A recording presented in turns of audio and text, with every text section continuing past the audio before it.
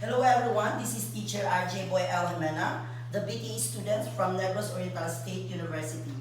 So this morning we'll be able to discuss our new discussion this morning.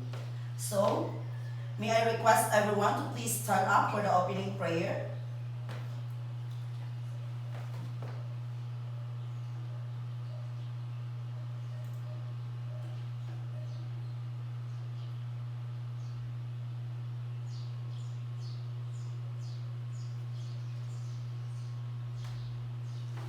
Let us In the put name of the Father, the ourselves Son, the Holy in the Spirit. holy Amen. presence of our Lord.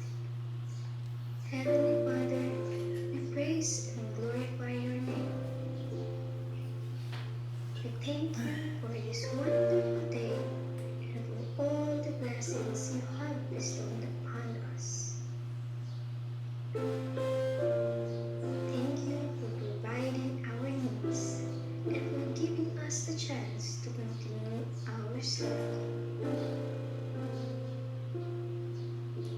Bless our teachers who inspire and guide us.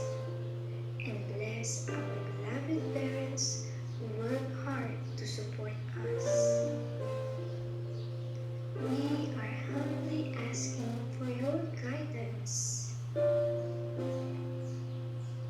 As we begin our online class, help us to listen attentively and take away all disturbance around us.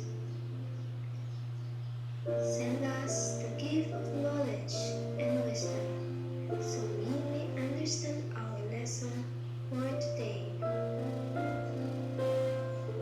Fill our hearts with joy, our minds with wisdom, and our class with abundant learning. We ask all of this through Christ our Lord. Amen.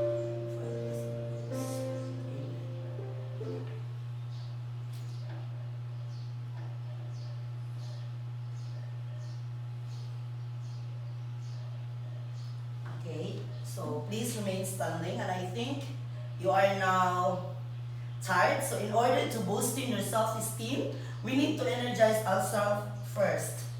So let's do that. And I think you have you ever heard about Paru G? Who among you are addicted to TikTok? Okay, Romera, can you please lead us or not? Okay, so I'll be the one who lead. Okay, please follow me. Hasta na Pinsares Idol. Fly high butterfly. Fly high butterfly. Fly high butterfly. Fly high butterfly. Fly high butterfly. Paru G, paru paru G. Everyone, please dance.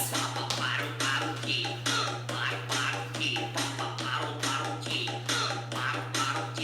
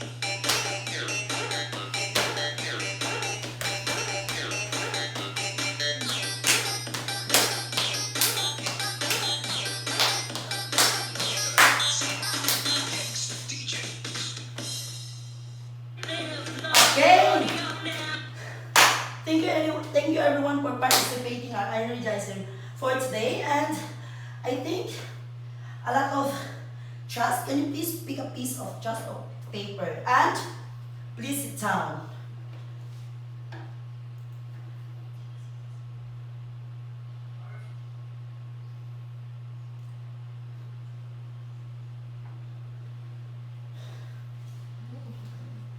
Before we start our discussion this morning, I will be able to check your attendance first. Please raise your right hand if you are present. I'm sorry guys, it's so hot. Mr. Romel Dongkoy, check, present. I said please raise your right hand if you are present. Mr. Ariel Sichico. Oh, Ariel is not around. Why? Okay. Madeline Biranyo, present. Jovelyn, present. Dandy Elma, present. Mariki, present. Joviana, present. Okay? Thank you.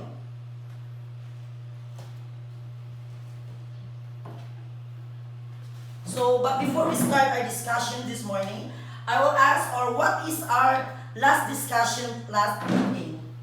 Mr. Secheco, can you summarize what is our discussion last meeting? Okay, thank you, Secheco. Yes, it's all about computer. Before we start our discussion this morning, let's recap what is computer. Yeah, computer is a digital electronic machines that can be programmed to carry out sequence of arithmetic or the logical operations. Meaning, computer can only read about the binary form. So what are those binary form? Those binary form can only read about 1 and 0. That's the work of a computer. Of course, computer cannot read about letters, only 1 and 0, and that is binary form. It is an electronic device that can manipulate information or data. Thank you. So now, try this. Guess who I am. So before we start our discussions, let me, everyone, so can you please guess what is the pictures is all about? Okay. I'll give you 5 minutes to answer this. Yes. The first pictures, as you can see in the monitor, this is the system unit. This is the traces, CPU, video card, and SATA and ODD. So, computer system unit. So our topic this morning is all about computer system parts and functions. Computer system unit. Mr. Ariel Sichico, what is computer system unit? Yes, computer system unit. This is the box-like case that contains an electronic components of a computer. Did you know?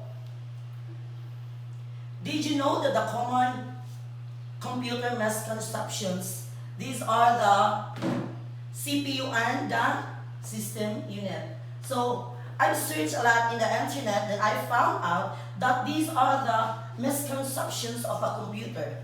As buying CPU pang gaming, 7K budget, no issue, nor kaluhukan, pwede kunin ngayon yung pang gaming sana. PU for data can play PUBG, meaning the PUBG is the game that is higher. Second common computer misconceptions. Buying CPU na lalagyan na lang ng video card. CPU bibigyan ng video card? That's so conception. Third is, rush gaming CPU only, mid-high-end gaming.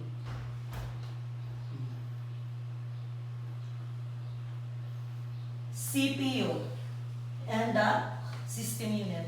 What can you say about the pictures itself? The pictures speak for itself. CPU and the system unit.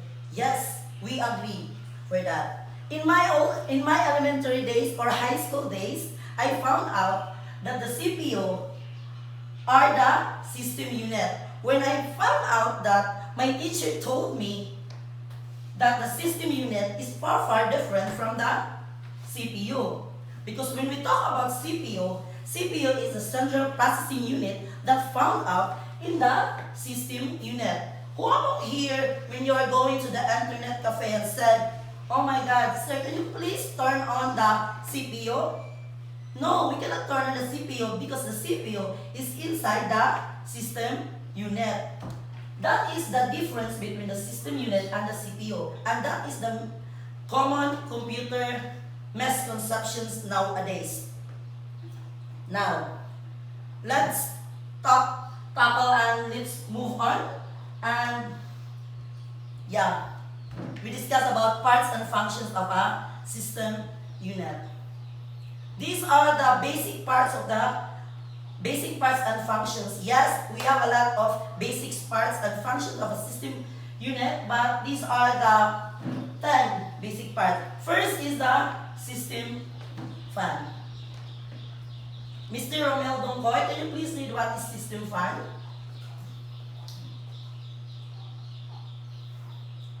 What is your understanding about this, Mr. Romel Dongkoy? Thank you, Mr. Dongkoy. Who else? Thank you, Mr. Sichiko. Yes, system fan is located inside the computer, attached to the front or the back of the cases to help bring cold air into a blow hot air out of the case. So who among here who can see about the system case?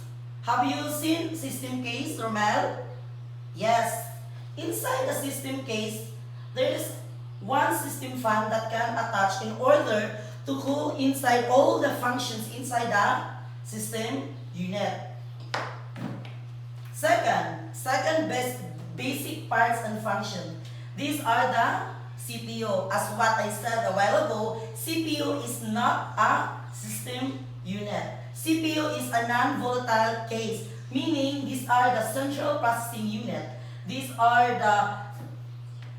It handles all instructions and it receives from hardware and software running on the computer. Meaning, he is the one to run all the data and information that found out in your system case. That is CPU. CPU meaning this is the brain of your computer. Because without CPU, your computer won't run.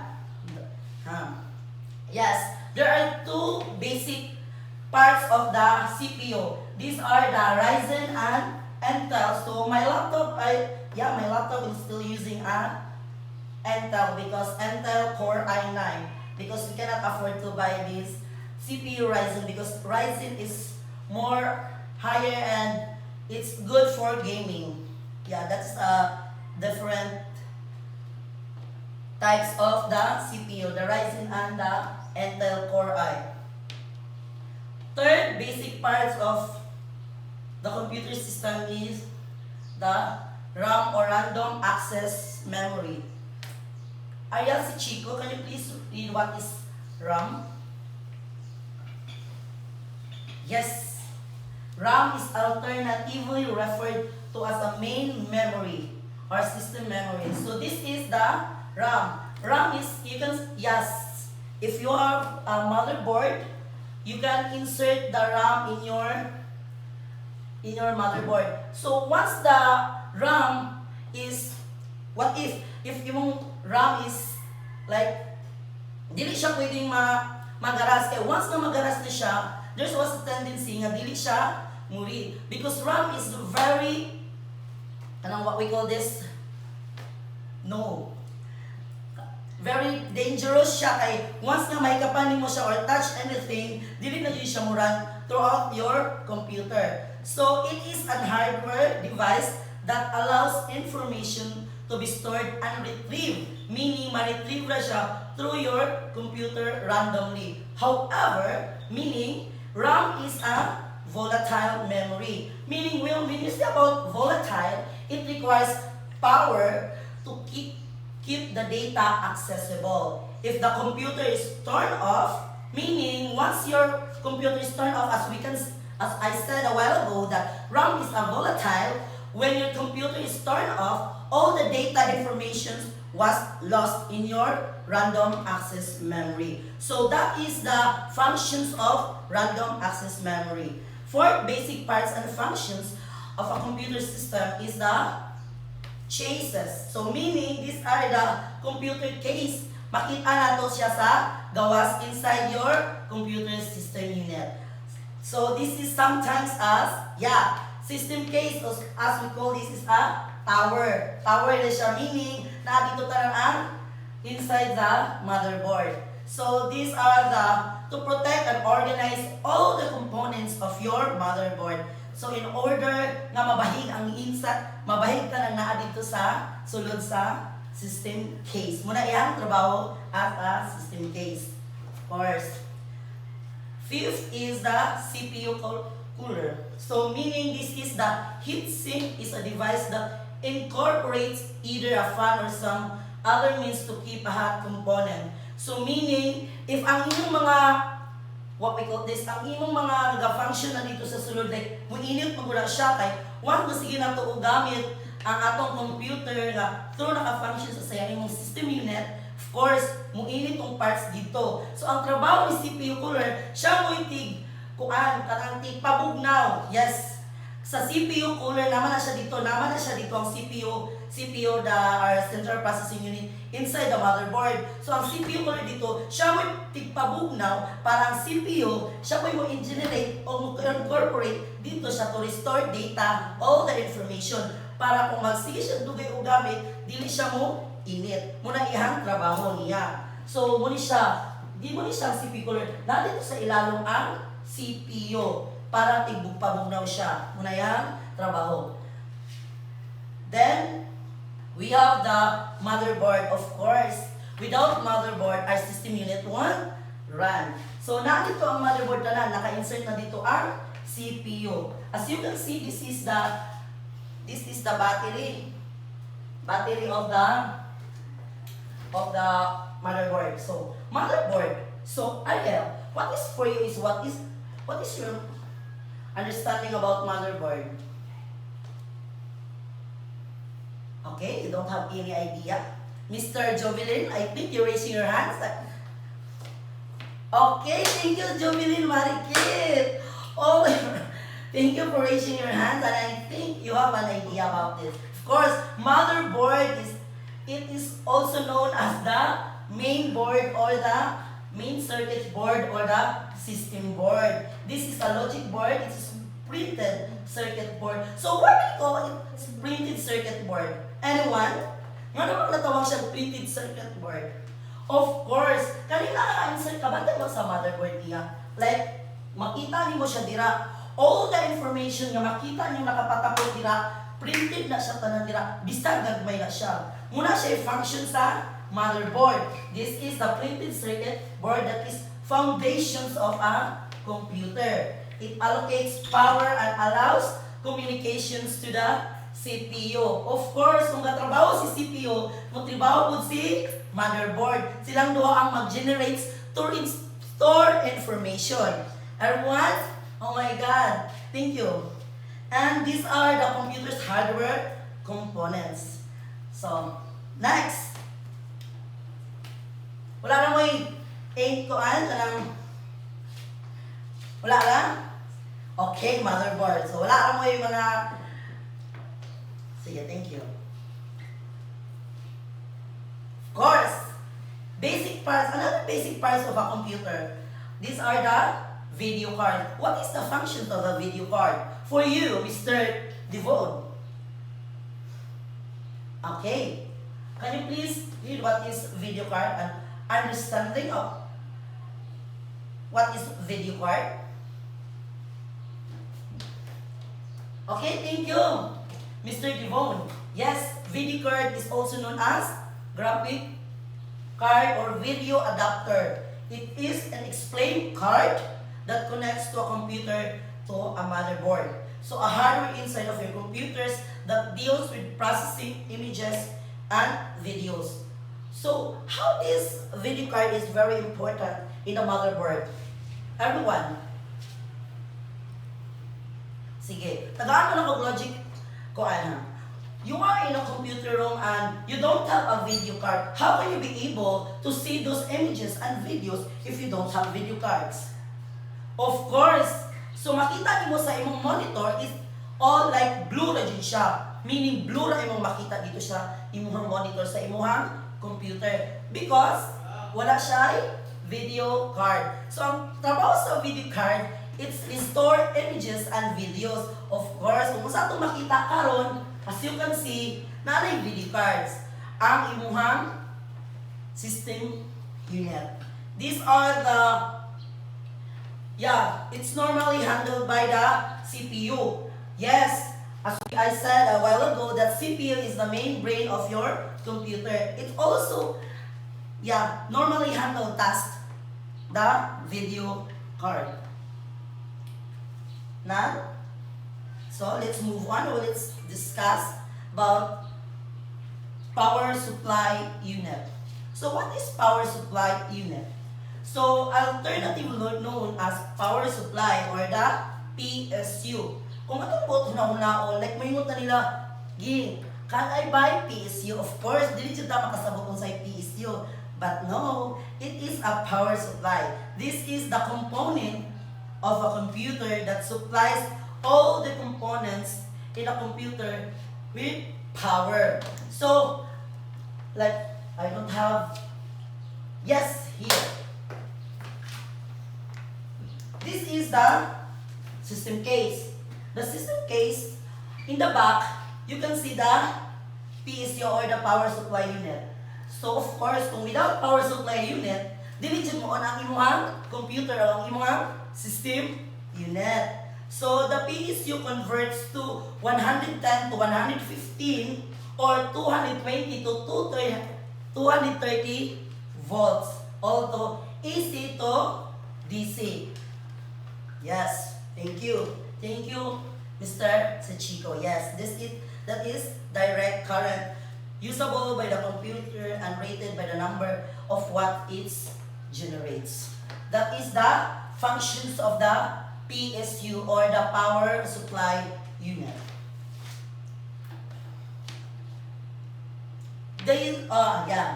Another basic parts and functions of the computer system is the ODD or the optical disk drive. Miss Marikit, can you please read what is ODD?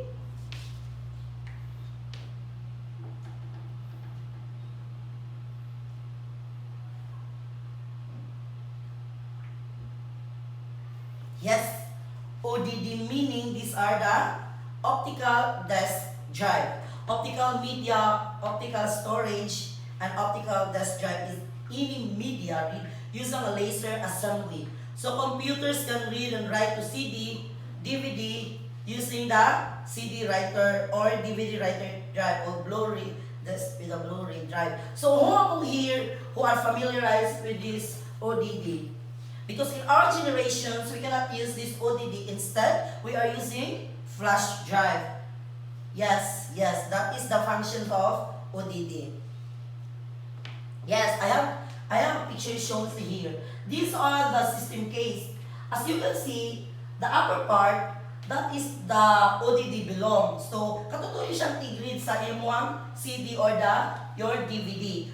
Diba? Kung sa una pa man ta, kay dili pa man uso sa una ang flash drive, what will be the one who use nga itong gamiton kay sa una? Di ba ang ODD or the optical disk drive? Kabati ka ng mga, like, sa panahon man karon, we're not using this, di ba? Instead, we're using flash drive. Katong mga movies nga dagko, so we're just using the BR or the Blu-ray disc drive. Katong mga movie nga, higher capability siya nga, mo-store siya o mga video. That is the functions of ODD.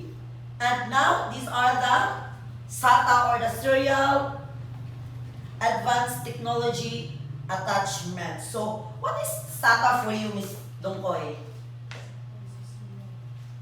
Please read, Dongkoy.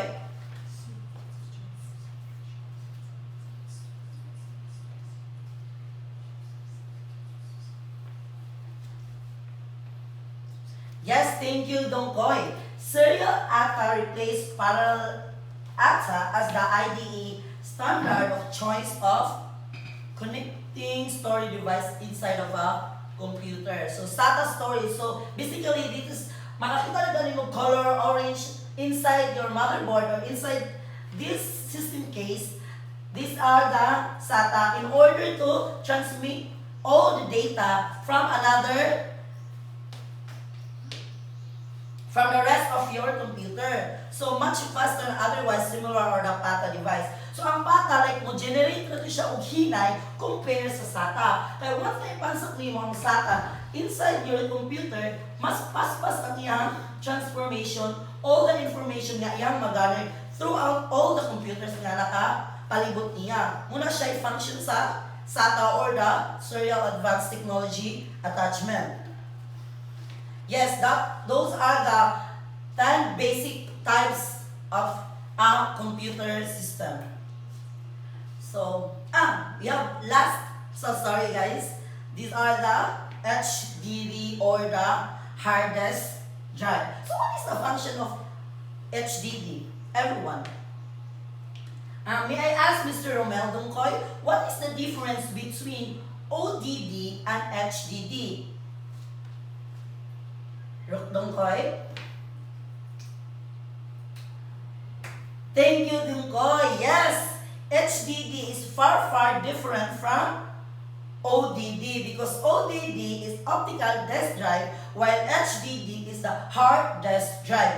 Meaning, pwede na siya maibot-ibot inside your system case. So, the upper is the ODD. The second lower of the system case, as you can see outside, these are the HDD or the hard disk drive. So hard disk drive, it is after that you will refer to a HDD or non-volatile, meaning non-volatile memory siya. Kaya it's permanently stored, meaning kung unsay naka-store dito sa imong HDD, dili na to siya ma-erase compared to the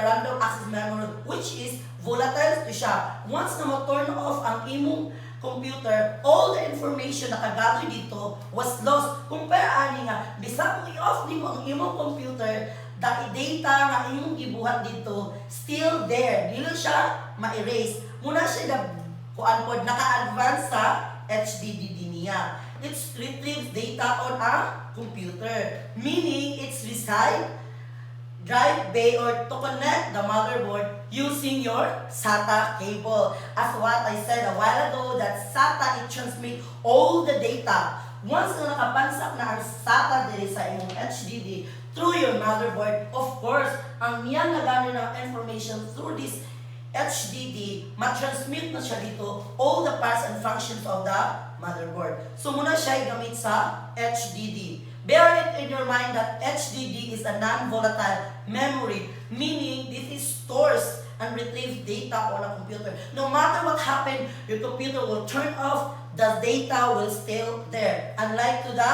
RAM and the CPU, that is a volatile. Yes. Do you have any idea? Clarification? Okay, thank you. Banana and lemon.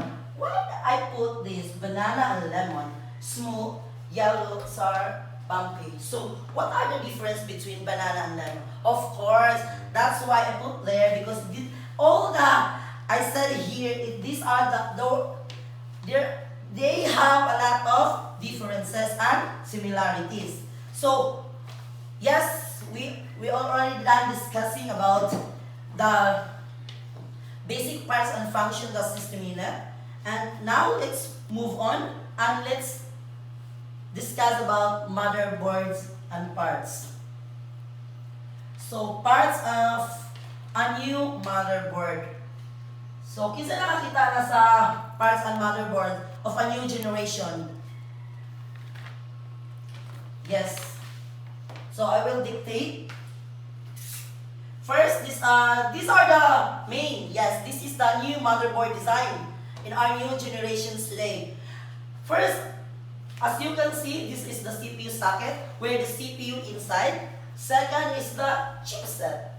Yes, this is the CPU socket. Inside the CPU socket, you can see the CPU or the central processing unit. Second is the chipset, wherein you can inside the random access memory. All the RAM that you can insert. DIM or RAM slot. Yes, RAM slot siya. Katuling makakuan din siya. Dayon, PXO slot 16, PCI slot, M2 connector, SATA ports, number 7. These are the SATA ports that you can inside your HDD. Yes, these are the motherboard diagram. And I think we need to discuss this next meeting about motherboard diagram. So these are the motherboard form factor. These are the standard ETX motherboard, micro ETX, mini ITX, nano ITX, pico ITX. When we move forward in our own generations today, kung unsa kadako ang atong motherboard karon, in the near future, ang atong motherboard, I think, based on my observation, based na po sa una-una, of course, time will come, motherboard, it's a very smaller na dyan siya, maabot ang panahon. Yes, you can take pictures if you want. Motherboard form and factor. We will be discuss this next. So, I'm already done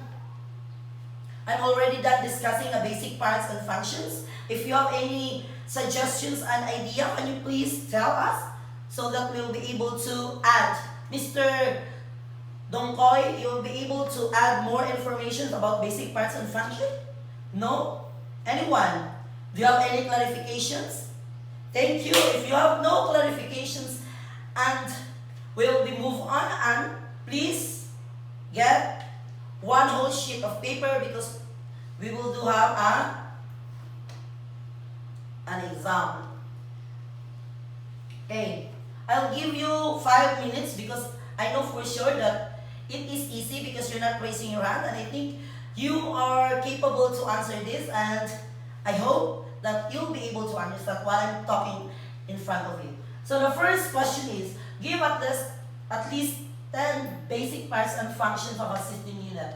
Then, second question is, give the acronym of the following. First, RAM, second, ODD, third, PSU, fourth, and SATA. All the acronym, I will give you 2 points, 1 point each in the basic parts and functions of a system unit. You may now start.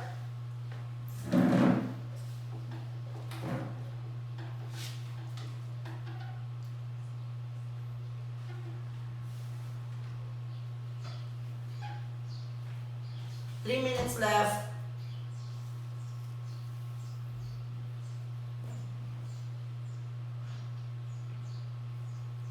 Time is up. Ball pens up. Okay, you may now pass your paper to the center aisle and exchange your paper to the opposite row.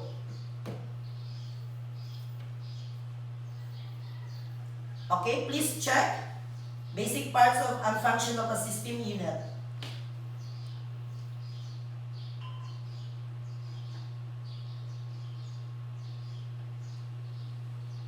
First, these are the 10 basic parts and functions. In any order. As long as nabutan siya dito, pwede na ninyo consider. In any order na siya. Okay, thank you. Are you done? Second question. First, what is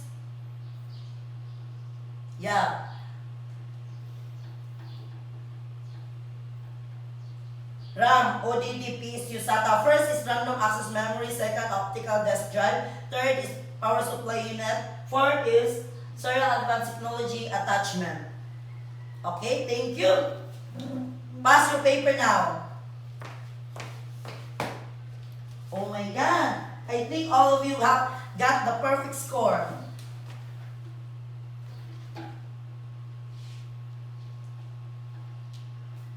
Before we leave and before I dismiss this class, I have three assignments that we need to search. First is what is computer programming. Second is what are the languages of programming. Third is can you enumerate and explain the various types of errors that can occur during the execution of a computer program. Thank you, and if you have any idea, please contact me on my Facebook account so if you have any clarifications about your assignment. Okay, thank you. That's all for today, class. Thank you and good morning. Class dismissed.